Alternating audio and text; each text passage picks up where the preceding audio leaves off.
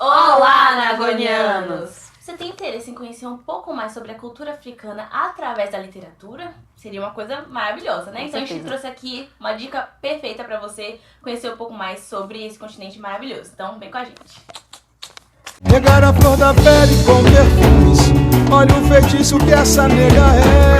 Balanga das pulseiras e costumes. Vida no cabelo, samba no pé. E ter o mundo inteiro no abraço, mãe. Reverberando amor sobre a... Bom, gente, a dica do vídeo de hoje é o site Filosofia Africana. Depois a gente vai colocar tudo certinho pra vocês, o link do site aqui embaixo. E esse site, ele reúne pesquisas sobre a filosofia africana e afro-brasileira. Então, esse site, na verdade, ele tem como objetivo desmistificar esse olhar preconceituoso que a gente tem, querendo ou não, ainda, sobre a África. E mostrar muito sobre a cultura, sobre a história, a arte, enfim, são textos riquíssimos. Tem textos curtinhos, tem textos um pouco mais densos, da diáspora da África. Então, assim, vale muito a pena vocês darem uma olhada. A gente selecionou 3 textos aqui pra poder falar pra vocês. E aí, o que eu selecionei, que eu achei interessante, é o feminismo, a busca por uma variante africana. Que a gente vai colocar o nome da autora aqui certinho, que a gente não sabe falar, mas é Sotunza Mobolanle Ebunolua. E aí ela começa a falar, né, assim, o texto já é bem expansivo, mas ela começa fazendo um contexto histórico sobre o feminismo, né, que a gente já falou aqui algumas vezes. É um movimento que surge de mulheres brancas de classe média, dos Estados Unidos, da Grã-Bretanha, contra a opressão, né, masculina, enfim, a luta contra os direitos iguais entre homens e as mulheres. E ela começa falando sobre esse contexto e fala sobre o quão esse movimento não contemplava todas as particularidades. E aí ela entra nessa questão das particularidades e especificidades das mulheres negras, né? E aí ela fala que nisso surge, ela fala sobre mulherismo e feminismo negro. Então, como ela fala mulherismo, eu vou falar aqui, mas enfim. E ela fala sobre o surgimento do mulherismo, que foi... esse termo foi pensado pelas mulheres afro-americanas. E justamente pensando nas questões das mulheres negras e como o feminismo não contemplava todas elas. E aí surge também essa questão das especificidades das mulheres negras africanas, que também não são contempladas nesse feminismo das mulheres afro-americanas.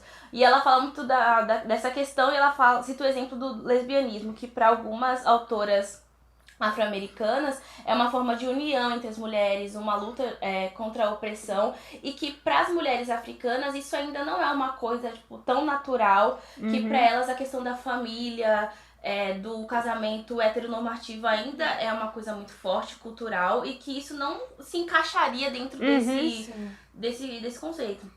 E aí ela traz realmente a tentativa de diversas escritoras africanas em tentarem encontrar, encaixar esses conceitos para poderem encontrar um termo que seria interessante, né, para as mulheres, que contemplassem as mulheres africanas, tendo em vista essa questão do matrimônio, da relação, como experiências positivas para a mulher africana, e tendo em vista também sobre a pluralidade cultural que a África possui, que não seria simplesmente pensando em um país específico, uma área específica, é um continente enorme, como a gente já falou, inclusive, no nosso vídeo. Se você não assistiu, vou deixar aqui a tagzinha.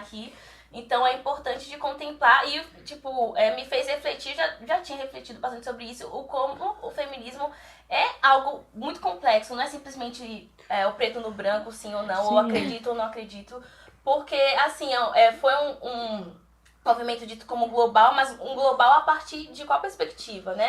Se ele surgisse na África, ele seria um movimento global, tipo, então a gente pensa dessa forma. Até que ponto ele tá abarcando todas as mulheres? A gente até falou sobre os termos, né, sororidade, diversidade, dessa diferença, então isso me abriu, tipo, bastante os olhos. Eu já tinha, tipo, refletido sobre isso, mas o texto me fez refletir bem mais. Então eu gostei bastante, assim, é um texto bem curtinho, sim, são acho que no máximo 10 páginas. Então dá pra você pegar, assim, um momento que você tá de boa, ler. E eu achei bem reflexivo, assim, dá pra você pensar bastante nessas perspectivas, assim, sabe? Outros olhares sobre o feminismo. Né? Massa. Uau. O nome do texto que eu li é A Filosofia do Ubuntu e o Ubuntu como Filosofia. É de Mongonbe B. Ramoso. Vou adicionar o nome dele aqui, se vocês quiserem procurar lá no site. O texto dele traz realmente a raiz dessa filosofia africana, né? Ele tentando explicar um pouco como funciona esse contexto todo. E traz isso baseado no Ubuntu. A gente já ouviu falar um pouco aqui no Brasil, né? Emicida traz muito disso. Em um contexto mais de união, de proximidade, do ser. Eu sou porque nós somos. Tem marcas também, virou um conceito mais forte. Virou um conceito aqui muito forte. E para eles é ainda mais forte. É realmente a base da filosofia deles. Não é só o que a gente tem aqui com a Emicida, o que a gente tem aqui, eu sou porque nós somos, é um contexto mais enxuto, é um pouco disso sim, mas é um pouco mais amplo, então ele destaca a questão do eu sou, de quem foi, os ancestrais. Ele traz isso bem detalhadamente, o que eles entendem como ancestrais ou não, as pessoas que viveram entre nós, que participaram disso, dessa evolução, pessoas que ainda vêm, né, então ele trabalha muito para tratar um Ubuntu, isso um pouquinho no final, mas no início ele é uma parte mais técnica, ele divide a palavra, traz o significado dela na raiz, como é que necessariamente elas poderiam significar separadamente, como cada uma envolve essa questão do ser, porque esse é o foco principal da palavra, e da filosofia africana, o ser. E ele traz muito essa questão, a gente até trouxe lá no vídeo de África, mas todo mundo sabe um pouco disso, o fóssil mais antigo encontrado é da África. Então ele realmente traz esse ser como a raiz da existência, e por isso a filosofia africana. No texto ele traz algumas divergências de outros autores, mas o que ele compila nesse texto é realmente a questão do ser, pensando essa tríade. Eu sou a pessoa que veio antes de mim e o futuro, que são as pessoas que vêm. Então somos nós, baseado no ser, na questão da palavra, efetivamente, do início da humanidade através da África e como eles levam isso para tudo.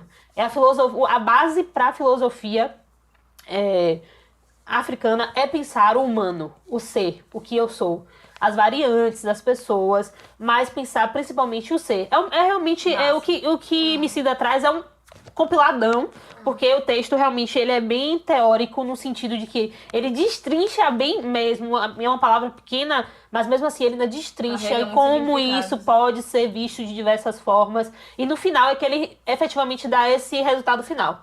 Te expliquei tudo isso, falei do ser, do início, para dizer que é essa tríade. Tem também, claro, ele traz oposições à tríade, mas a ideia central é o ser. E o ser em 3 fases. O que eu sou agora, quem veio antes de mim e quem vem depois, né? Então é um pouco isso. Eu sou porque nós somos, né? Essa união da tríade. Eu achei o texto interessante, ele é um pouquinho difícil, você precisa ler, é um momento de você ler de novo, porque ele é inicialmente muito, muito técnico, tanto que ele explica isso no final, tipo, é um compiladão, assim, eu digo, isso aqui é mais fácil de entender, mas ele destrincha bastante, mas é uma ótima referência para alguém que, enfim, um artigo acadêmico, quer escrever um texto, quer se basear em alguma coisa, ter essas referências é muito bacana. Até para marcas também, né? Porque a gente não pode usar uma coisa solta e não saber o significado daquilo, é exatamente. Muito mais forte, né? Então ele realmente traz essa filosofia muito forte, explica ela detalhadamente. Isso demonstra também a importância dela para a filosofia africana, para os moradores daquele continente, né? Então é bem interessante. Eu sugiro a leitura e ela pode ser realmente uma base para discutir comunidade, para discutir redes de apoio, afeto. Sim. É uma boa base. O texto que eu escolhi foi As Religiões Africanas desde um ponto de vista filosófico de Kawasi Wiredu. Se eu estiver falando errado, me desculpe. Mas eu escolhi esse texto porque quem me conhece sabe que o tema religião, ele sempre me chama atenção. Eu gosto muito de descobrir coisas. E esse foi um texto novo, de fato. Enxergar as coisas por uma filosofia que não é ocidental, que não é o que a gente já conhece, quadradinho. Sim. É muito interessante. A gente descobre coisas fantásticas. O texto já começa falando que o texto é leve, então não tenha receio de não entender ou de ser muito acadêmico. Ele traz, sim, referências, mas o texto é super tranquilo de entender e tem só 11 páginas que passam muito rápido. Eu dividi a leitura em 2 partes. Quando eu vi, eu já estava na 8ª página. Fiz... já vai continuar, né? Já tá acabando. Mas ele começa falando já com uma curiosidade de como em praticamente nenhum idioma africano você encontra a tradução literal da palavra religião. Porque eles não entendem a religião como algo institucional como nós temos aqui. A religião aqui, ela dita muito mais do que só a nossa fé. Ela dita como você vai se comportar, dita exatamente o certo e o errado. Dita como você vai morrer, como você vai nascer, como você vai viver. A religião aqui, de fato, é institucional. E aí ele traz lá que a África é um continente muito religioso, que as pessoas são muito religiosas, elas têm suas crenças, seus rituais, passam de pai para filho, inclusive, mas que elas não têm essa coisa institucionalizada como aqui. Aí ele começa a dividir que como religião, a religião para a África é como uma coisa mais pessoal. E eles trazem essa questão da ancestralidade, que foi... Ele não usa a palavra Ubuntu, né? Sim. Ele não usa essa palavra, mas ele fala da ancestralidade assim, como eu sou porque nós somos. Sim. Ele traz que a gente pode observar como são os deuses africanos, que a concepção... Logo no início, quando os europeus foram para a África, começaram a escravizar, eles escreviam como se os africanos não tivessem inteligência o suficiente para acreditar em algum deus.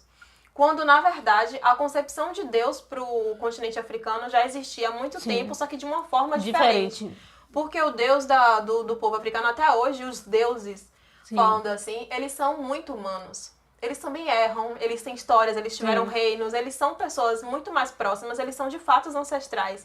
Não estamos falando, se a gente for procurar a história de Xangô, a história de Yansan, Oxum, todos, por mais que vá divergir de acordo com o segmento, eles foram reis, foram rainhas, eles tiveram impérios, tiveram cidades, eles viveram de fato. E são figuras mais próximas do humano, exatamente, né? São figuras próximas do que é humano. Tem erros e tem acertos, entendeu? Eles têm lutas, têm batalhas, às vezes eles nem sempre faziam as coisas certas, eles choravam. Então tudo isso trazia muito mais. Você sentia como se fosse um ancestral seu. A gente não tá falando de uma coisa distante, não. Tá falando de um tataravô, provavelmente. Exatamente. Então eu achei isso também muito interessante. E a partir disso, e é isso, essa ideia de que o seu ancestral foi tão bravo, tão corajoso, tão humano, que conseguiu chegar nesse patamar de um orixá.